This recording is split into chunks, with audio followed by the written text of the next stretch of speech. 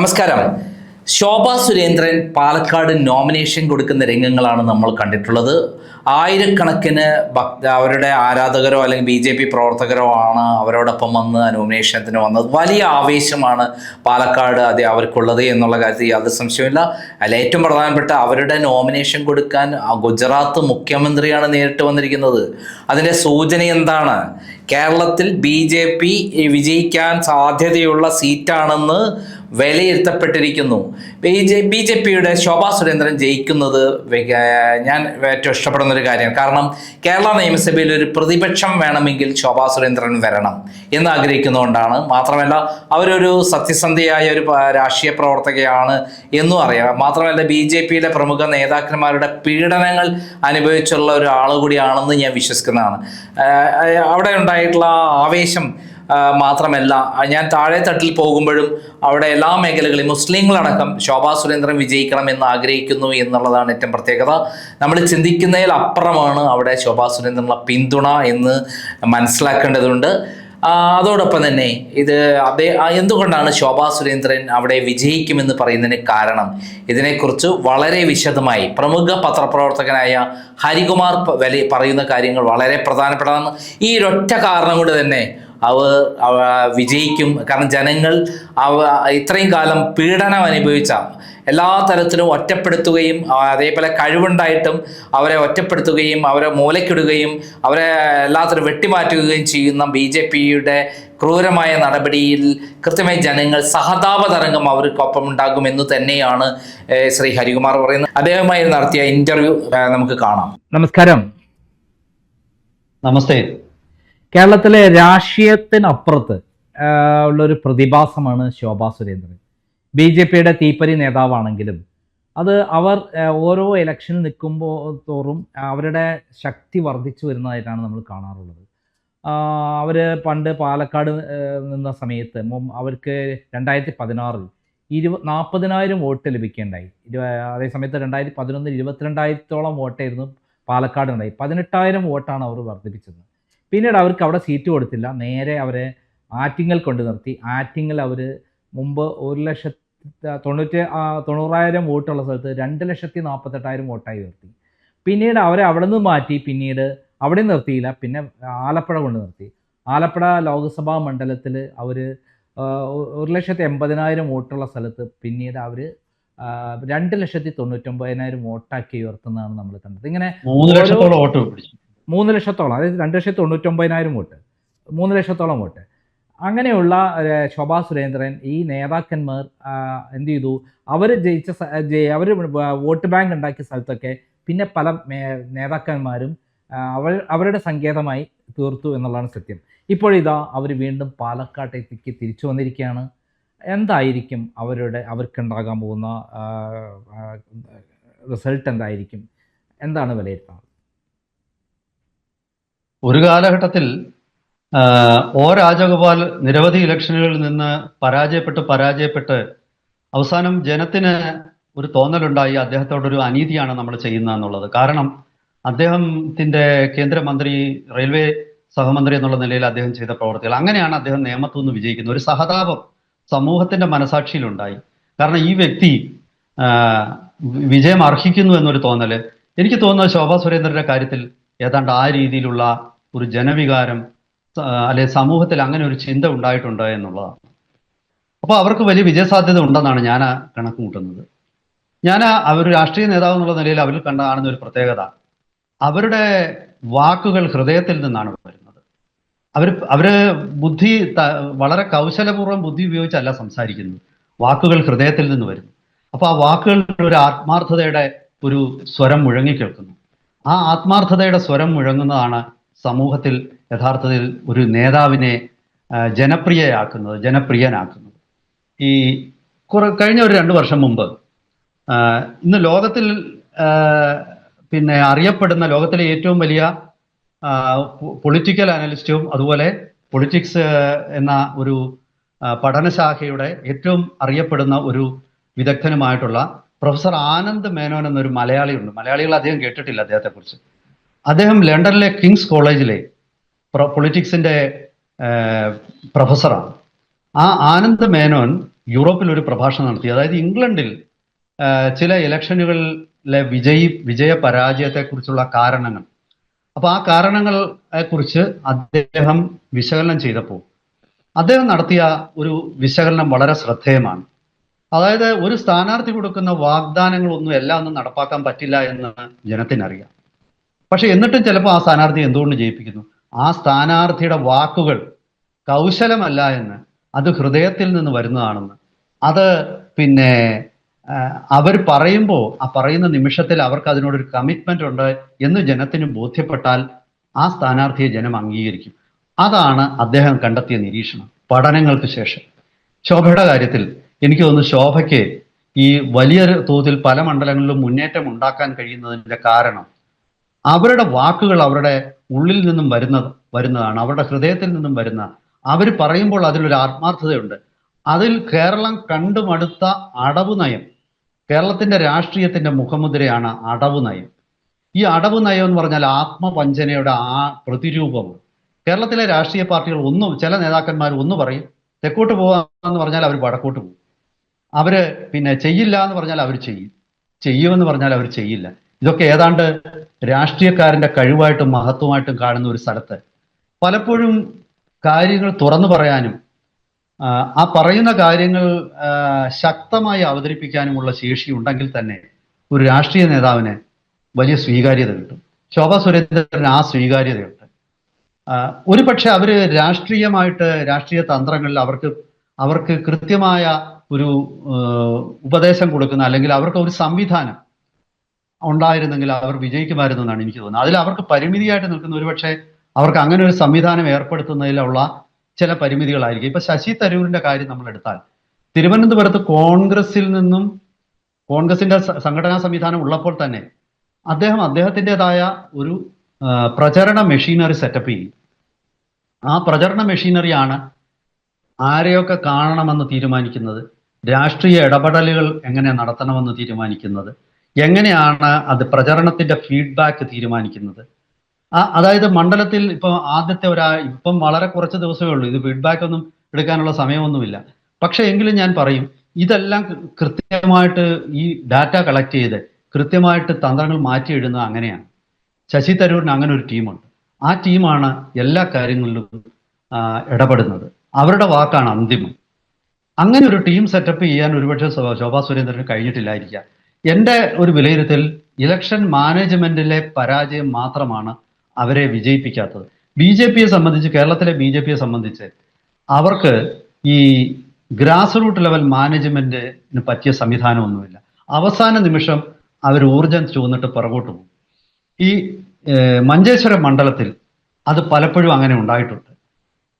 Election പതുക്കെ tempo build ചെയ്ത് അവസാന നിമിഷം ആഞ്ഞടിച്ച ഒരു കൊടുങ്കാറ്റ് ഉണ്ടാക്കി എതിരാളികളെയൊക്കെ വീഴ്ത്തി കൃത്യമായിട്ട് വിലയിരുത്തലുകൾ നടത്തി അങ്ങനെയാണ് ഇലക്ഷനിൽ ജയിക്കുന്നത്. ഇപ്പൊ ഞാൻ ഇതിനെക്കുറിച്ച് പറയുമ്പോൾ ഞാൻ ഓർക്കുന്നത്, കുട്ടനാട്ടിൽ, ഞാൻ പേര് പറയുന്നില്ല, കുട്ടനാട്ടിൽ നിന്ന് ആദ്യം വിജയിച്ച ഒരു വലിയ പണക്കാരനായ ഒരു MLA ഒരിക്കൽ ഞാൻ പിന്നെ കുറച്ച് പത്രക്കാർ, ഞാനും അതിനകത്തിലുണ്ട്, ഞങ്ങളോടൊരു കാര്യം പറഞ്ഞു.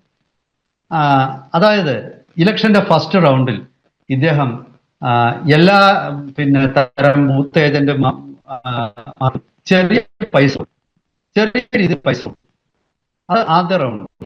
ആ പൈസ എങ്ങനെ അവർ ചെലവഴിച്ചു എന്നുള്ളത് പുള്ളിയുടെ ഒരു ടീം മോണിറ്റർ ചെയ്യും. അദ്ദേഹം പറയുന്നത്, ചില ആൾക്കാര് മുഴുവൻ 5 പൈസയും ചെലവാക്കത്തില്ല, ചിലര് ഇതിൽ പകുതി ചെലവാക്കും, ചിലര് ഇത് മുഴുവൻ മാത്രമല്ല അവരുടെ പോക്കറ്റിൽ നിന്നൂടെ പൈസ എടുത്ത് ഇതോട് ചേർത്ത് അവർ ചെലവാക്കും. ഇത് MLA സ്ഥാനാർത്ഥിയോടുള്ള സ്നേഹം കൊണ്ടൊന്നുമല്ല.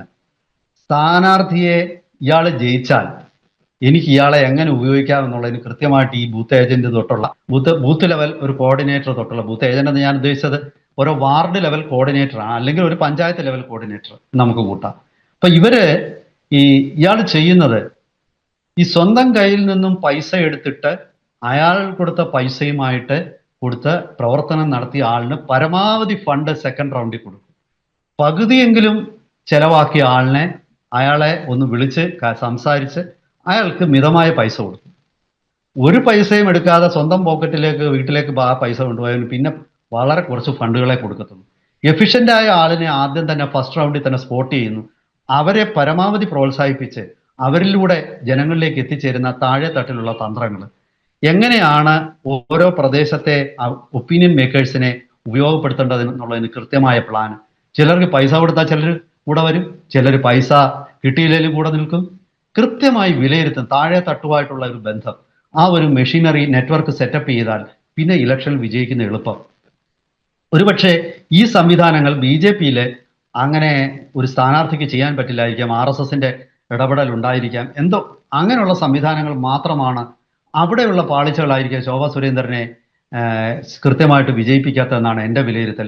സ്ഥാനാർത്ഥി എന്നുള്ള നിലയിൽ അവരോളം പറ്റിയ ഒരു സ്ഥാനാർത്ഥി ഇന്ന് കേരളത്തിൽ ഒരു രാഷ്ട്രീയ പാർട്ടിക്കുമില്ല. അവർ BJP-യിലോ കോൺഗ്രസിലോ ആയിരുന്നെങ്കിൽ അവര് പിന്നെ എന്താണ് കൊടുങ്കാറ്റ് മറിച്ച് അവർ കറക്റ്റ് എനിക്ക് തെറ്റിപ്പോയി. CPM-ലോ കോൺഗ്രസിലോ ആയിരുന്നെങ്കിൽ അവര് പുഷ്പം പോലെ അവർ ജയിക്കുമായിരുന്നു. അതായത് സംഘടനാ തലത്തിലുള്ള കേരളത്തിലെ പരിമിതികൾ അല്ല, നമ്മൾ മനസ്സിലാക്കേണ്ടത് അവരൊരു സ്ഥലത്ത് നിന്നാൽ കേൾക്കുന്നുണ്ടല്ലോ. തീർച്ചയായും. അതായത് ഒരു സ്ഥലത്ത് നിർത്തിയ ശേഷം അവിടെ വോട്ട് ബാങ്ക് ഉണ്ടാക്കിയ ശേഷം അടുത്ത സ്ഥലത്തേക്ക് അവർ മാറ്റുകയാണ്. ഇതൊരു തരം പീഡനമല്ലേ അവരോട് ചെയ്തത് പാർട്ടി?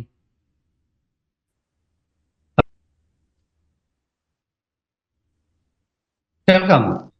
അതെ കേൾക്കാം. അതായത് ശോഭാ സുരേന്ദ്രനെ ഏതെങ്കിലും ഒരു സ്ഥലത്ത് നിർത്തിക്കഴിഞ്ഞാൽ അവിടെ വോട്ട് ബാങ്ക് ഉണ്ടാക്കിയ ശേഷം അവരവിടെ തന്നെ തുടർന്ന് നിർത്താൻ പാർട്ടി സമ്മതിക്കില്ല, അടുത്ത സ്ഥലത്തേക്ക് മാറ്റും.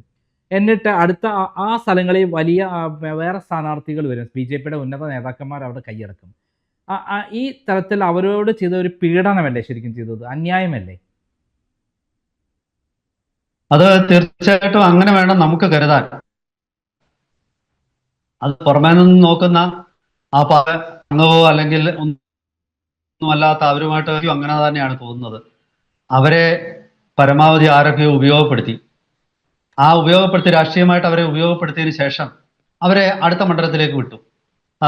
ഒരു മണ്ഡലത്തിൽ നിന്ന് പ്രവർത്തിച്ച് അവരുടെ വോട്ട് ബേസ് വർദ്ധിപ്പിച്ച് അവരുടെ വിജയം സുനിശ്ചിതമാക്കാനുള്ള ഒരു അവസരം അവർക്ക് കൊടുത്തില്ല എന്നുള്ളത് അത് പലപ്പോഴും അത്ഭുതത്തോടെയാണ് ഞാനും നോക്കിക്കണ്ടത്. എന്താണ് ഈ അവരെ നിരന്തരം മണ്ഡലത്തിൽ നിന്നും മണ്ഡലത്തിലേക്ക് ഓടിക്കുന്നതിൻ്റെ പിന്നിലെ ഒരു ഇലക്ഷൻ തന്ത്രം എന്ന് എനിക്ക് മനസ്സിലായിട്ടില്ല. അതിൻ്റെ പിന്നിലെ രാഷ്ട്രീയം അല്ല, അതിൻ്റെ പിന്നിലെ വ്യക്തി താല്പര്യങ്ങളാണ് അങ്ങനെയുള്ള ഒരു പ്രവൃത്തിയിലേക്ക് കാര്യങ്ങൾ കൊണ്ട് എത്തിക്കുന്നതെന്നാണ് എനിക്ക് തോന്നുന്നത്. എന്തായാലും ഒരു വ്യക്തി എന്നുള്ള നിലയിൽ, ഒരു രാഷ്ട്രീയ നേതാവ് എന്നുള്ള നിലയിൽ അവർക്ക് വലിയ സ്വീകാര്യതയുണ്ട്. അവർ പെട്ടെന്ന് ജനഹൃദയങ്ങളിലേക്ക് ഇറങ്ങിച്ചെല്ലുന്നു. എനിക്ക് തോന്നുന്നു ജാതിക്ക് അതീതമായിട്ട് ഒരു ഹിന്ദു ഇമേജ് അവർക്കുണ്ട് കേരളത്തിലെ പല നേതാക്കളും. ചിലർക്കുള്ളത് രാഷ്ട്രീയ ഇമേജ് ആയിരിക്കും. ഇപ്പൊ നമ്മൾ VS അച്യുതാനന്ദൻ, അദ്ദേഹത്തിന് ഒരു രാഷ്ട്രീയ ഇമേജാണ്, അദ്ദേഹത്തിന് ഒരു പോരാളി എന്നുള്ള ഇമേജ്. അല്ലെങ്കിൽ കെ കരുണാകരൻ ഉണ്ടായിരുന്നത് ഒരു രാഷ്ട്രീയ ഇമേജാണ്, കോൺഗ്രസിന്റെ. അത് അദ്ദേഹം ഒരു ഇന്ദിരാഗാന്ധിയുടെ ലോയലിസ്റ്റ് ആയ കോൺഗ്രസ്സുകാരൻ. പിന്നെ വേറെ ചിലർക്ക് ജാതിയുടെ ഇമേജ് ആയിരിക്കും. ഇപ്പൊ ഒരു ജാതിയുടെ പിന്തുണ ആയിരിക്കും അവർക്കുള്ളത്, അല്ലെങ്കിൽ ചില ഗ്രൂപ്പുകളുടെ പിന്തുണയായിരിക്കും. ശോഭയ്ക്ക് ഉള്ളത് ഒരു വലിയ ഹിന്ദു ഇമേജ് ഉണ്ട് അവർക്ക്. അത് മാത്രവുമല്ല, അവർ മറ്റുള്ളവർക്ക് സ്വീകാര്യമാണ്. കാരണം അവരങ്ങനെ എനിക്ക് തോന്നുന്നില്ല അങ്ങനെ അവർ സ്വന്തം വിശ്വാസങ്ങളിൽ അടിയുറച്ച് നിൽക്കുമ്പോഴും ആരുടെയും വിശ്വാസങ്ങളെ അവർ ഹനിക്കുന്നില്ല. അവരൊരു പോരാളിയാണ്. അവർ CPM-നെതിരെ വളരെ കൃത്യമായ നിലപാടെടുക്കുന്നു. രാഷ്ട്രീയ ശത്രുക്കൾക്കെതിരെ, കോൺഗ്രസിലെ ആണെങ്കിലും രാഷ്ട്രീയ ശത്രുക്കൾക്കെതിരെ ശക്തമായി ആഞ്ഞടിക്കുന്നു. അത് അങ്ങനെ ചെയ്യുമ്പോൾ തനിക്ക് നഷ്ടമുണ്ടാകുമോ അല്ലെങ്കിൽ തനിക്ക് എന്തെങ്കിലും പരിക്കേൽക്കുമോ എന്നുള്ള ചിന്തയൊന്നും അവരെ അതിൽ നിന്നും പിന്തിരിപ്പിക്കുന്നത്. അവിടെ പലപ്പോഴും ഈ രാഷ്ട്രീയ അഡ്ജസ്റ്റ്മെന്റുകൾ നടത്തുന്നവർ വിചാരിക്കുന്നത് ഈ അഡ്ജസ്റ്റ്മെന്റ് രാഷ്ട്രീയത്തിലൂടെ നമ്മൾ പ്രായോഗിക തലത്തിൽ വിജയം കൊയ്യുന്നു എന്നാണ്. അത് വളരെ തെറ്റിദ്ധാരണയായിട്ടാണ് എനിക്ക് തോന്നിയത്. ഈ നമ്മുടെ നിലപാടുകളുടെ ദാർഢ്യമാണ് നമ്മളെ നേതാവാക്കുന്നത്, നമുക്ക് വിജയം തരുന്നത്. ആ നിലപാടുകളുടെ ദാർഢ്യം നരേന്ദ്രമോദി പോലും വിജയിച്ചത് നരേന്ദ്രമോദിയുടെ നിലപാടുകളുടെ ദാർഢ്യമാണെന്ന് തന്നെയാണ്. കാരണം നരേന്ദ്രമോദിയെ വിജയിപ്പിച്ചത് എൻ്റെ ഊഹത്തിൽ അദ്ദേഹത്തിൻ്റെ എതിരാളികളാണ്. അദ്ദേഹത്തിനെ ഒരു വലിയ ഹിന്ദു ഹൃദയ സാമ്രാട്ടായിട്ട് അദ്ദേഹത്തിന്റെ നിലപാടുകൾ ഉറച്ചു നിൽക്കുന്നതുകൊണ്ട് അദ്ദേഹത്തിന് അവരങ്ങനെ മുദ്രകുത്തി ഹിന്ദുക്കളുടെ വോട്ട് മുഴുവൻ അദ്ദേഹത്തിനും കിട്ടി. അപ്പോൾ ആ നിലപാടുകൾ നിങ്ങൾ ഉറച്ചു നിന്നാൽ, അച്യുതാനന്ദനെ നോക്കുക, പലപ്പോഴും നിലപാടുകളൊന്നും അദ്ദേഹം ഭരണത്തിൽ കയറിയപ്പോൾ അത് ഇംപ്ലിമെന്റ് ചെയ്തില്ല എന്നുള്ള വേറൊരു സത്യം, അത് ഞാൻ മറക്കുന്നില്ല. പക്ഷെ ആ നിലപാടുകൾ നിങ്ങളെ ജനപ്രിയമാണ്. കാരണം ജനത്തിനറിയാം ഒരു നേതാവിന് പറയുന്നതെല്ലാം ചെയ്യാൻ പറ്റും. ഞാൻ ആ ആനന്ദമേനോന്റെ ഒരു ഉദാഹരണം പറഞ്ഞ ആ ബ്രിട്ടനിൽ നടത്തിയ ഒരു പഠനം അത് വ്യക്തമാക്കിയിട്ടുണ്ട്. അതായത് ഒരു നേതാവിന് പറയുന്നതെല്ലാം പ്രവർത്തിക്കാൻ പറ്റില്ല എന്നുള്ളത് ജനം തിരിച്ചറിയുന്നുണ്ട്. പക്ഷേ അങ്ങനെ ഇരിക്കലും ആ നേതാവിൻ്റെ ആത്മാർത്ഥത, അല്ലെങ്കിൽ അദ്ദേഹം ആത്മാർത്ഥതയുണ്ടെന്ന് സമൂഹത്തെ ബോധ്യപ്പെടുത്തുന്നതിൽ ആ ശോഭയ്ക്ക് അതിലൊരു വിജയമുണ്ട്. ആ വിജയമാണ് ശോഭ എന്ന നേതാവിനെ ജനപ്രിയമാക്കുന്നതും അവരെ എല്ലായിടത്തും അവർക്ക് സ്വീകാര്യത കൊടുക്കുന്നു. പക്ഷെ ദൗർഭാഗ്യവശാൽ അത് ഉപയോഗിക്കാനുള്ള ഒരു രാഷ്ട്രീയ ഇച്ഛാശക്തിയും ദീർഘവീഴും BJP കേരളത്തിൽ കാണിച്ചില്ല. അത് കാണിക്കാത്തതാണ് BJPക്കും തിരിച്ചടിയായത്, ശോഭയ്ക്കും തിരിച്ചടിയായത്. ശോഭ വിജയിക്കാതിരുന്ന അതുകൊണ്ടാണ്. ശോഭ അല്ലായിരുന്നെങ്കിൽ എനിക്ക് ഉറപ്പുണ്ട് അവരൊരു കേരളത്തെ മാറ്റിമറിക്കുന്ന, ഇളക്കി മറിക്കുന്ന, ഒരുപക്ഷെ കേരളത്തിലെ ഇതുവരെ ഒരു വനിതാ മുഖ്യമന്ത്രി കേരളത്തിന്റെ ചരിത്രത്തിൽ ഉണ്ടായിട്ടില്ല. ആ വനിതാ മുഖ്യമന്ത്രിയായിട്ട് പോലും പ്രൊജക്ട് ചെയ്യാൻ പറ്റുന്ന ഒരു രാഷ്ട്രീയ ഇച്ഛാശക്തി BJPക്ക് ബുദ്ധി ഉണ്ടായിരുന്നെങ്കിൽ അവരതൊക്കെ ചെയ്തേനെയാണ്. ദൗർഭാഗ്യവശാൽ വ്യക്തി താല്പര്യങ്ങൾ രാഷ്ട്രീയ താല്പര്യങ്ങളെക്കാളും പാർട്ടി താല്പര്യങ്ങളെക്കാളും മുൻപന്തിയിൽ നിൽക്കുന്ന കേരള രാഷ്ട്രീയത്തിന്റെ പ്രത്യേക അവസ്ഥയിൽ ശോഭമാരെപ്പോഴും എല്ലാവരും കൂടി അവരെ വളഞ്ഞിട്ട് ആക്രമിക്കും. അവരെപ്പോഴും പിന്നണിയിലേക്ക് പോകും. അവരുടെ യഥാർത്ഥ കഴിവുകൾ ജനത്തിലേക്ക് എത്തപ്പെടുന്നില്ല. പാർട്ടിയുടെ ലോയലായിട്ടുള്ള ഇത്തരം വ്യക്തികൾ പലപ്പോഴും പാർട്ടിയുടെ ചട്ടക്കൂട് പൊട്ടിച്ച് പുറത്തേക്കും പോവില്ല. അങ്ങനെ അവരുടെ ജീവിതം ആ ഒരു പരിമിതിയിൽ ഒതുങ്ങിപ്പോവുകയാണ് സംഭവിക്കുന്നത്. എന്തായാലും ഇപ്രാവശ്യം അതിന് മാറ്റമുണ്ടാവുന്നുള്ള ചില സൂചനകളാണ് എനിക്ക് പലയിടത്തു നിന്നും കിട്ടിയത്. മാറ്റമുണ്ടായാൽ അവരുടെ രാഷ്ട്രീയ ജീവിതത്തിനും കേരള BJPയുടെ രാഷ്ട്രീയത്തിനും ഒരുപാട് മാറ്റമുണ്ട്. നിയമസഭയിൽ ശോഭാ സുരേന്ദ്രൻ ഇപ്പം രാജഗോപാലൻ നിയമസഭയിൽ ചെന്നിട്ട് അദ്ദേഹം പ്രതിപക്ഷ പിന്നെ BJPയുടെ MLA ആയിട്ടല്ല പലപ്പോഴും സംസാരിച്ചിട്ടുള്ളത്. അദ്ദേഹം CPMന്റെ MLA ആയിട്ടും, അതായത് ശിവര് ഒക്കെയാണ് അദ്ദേഹം സംസാരിച്ചിട്ടുള്ളത്. അതുപോലെ ആയിരിക്കില്ല ശോഭ എന്ന് എനിക്ക് ഉറപ്പുണ്ട്. യഥാർത്ഥ BJPയുടെ ശബ്ദം നിയമസഭയിൽ കേൾപ്പിക്കാൻ അവരെ കൊണ്ട് പറ്റും. ഈ അവരെ കാലുവരുന്ന BJPക്കാരെ നിയമസഭയെ ഇതാണ്. തീർച്ചയായിട്ടും 140 പറഞ്ഞോളൂ 140 MLA മറുഭാഗത്തുണ്ടായിരുന്നു. 139 പേര് അവിടെ ഉണ്ടെങ്കിലും ശോഭാ സുരേന്ദ്രൻ ഒറ്റയ്ക്ക് മതി മറ്റുള്ളവരെ ഏറ്റുമുട്ടാൻ. അതിനുള്ള ശക്തിയും തൻ്റെടവും അവർക്കുണ്ട്, പിന്നെ നിശ്ചയദാർഢ്യവും ഉണ്ട് അവർക്ക്. തീർച്ചയായിട്ടും അവര് അങ്ങനെയുള്ളൊരു നേതാവാണ്. ഞാൻ അവരുടെ പ്രവർത്തികൾ ചിലതിനോട് എനിക്ക് വിയോജിപ്പുണ്ട്. തൽക്കാലം ഞാനിപ്പോൾ അത്തരം കാര്യങ്ങളിലേക്കൊന്നും ഞാൻ കടക്കുന്നില്ല. വ്യക്തി എന്നുള്ള നിലയിലും അതുപോലെ നേതാവ് എന്നുള്ള നിലയിലും അവർക്ക് ഒരവസരം അവർക്ക് കൊടുക്കേണ്ടത് എനിക്ക് തോന്നുന്നു അതൊരു ഏതൊരു വോട്ടറുടെയും, ഞാൻ അങ്ങനെ സാധാരണ പക്ഷം പിടിച്ച് സംസാരിക്കുന്ന ആളല്ല, പക്ഷെ എന്നിട്ടും എനിക്കിത് പറയാതിരിക്കാൻ നിർവാഹമില്ല. ഒരവസരം അവർക്ക് കിട്ടേണ്ടതുണ്ട്. കേരള രാഷ്ട്രീയത്തിൽ ഒരുപക്ഷെ അതൊരു മാറ്റമായിരിക്കാം എന്ന് എനിക്ക് തോന്നുന്നു. രാഷ്ട്രീയത്തിലുപരി എല്ലാവരും ചിന്തിക്കുന്ന ഒരു കാര്യമാണ് താങ്കളും പറഞ്ഞിരിക്കുന്നത്. നന്ദി, നമസ്കാരം.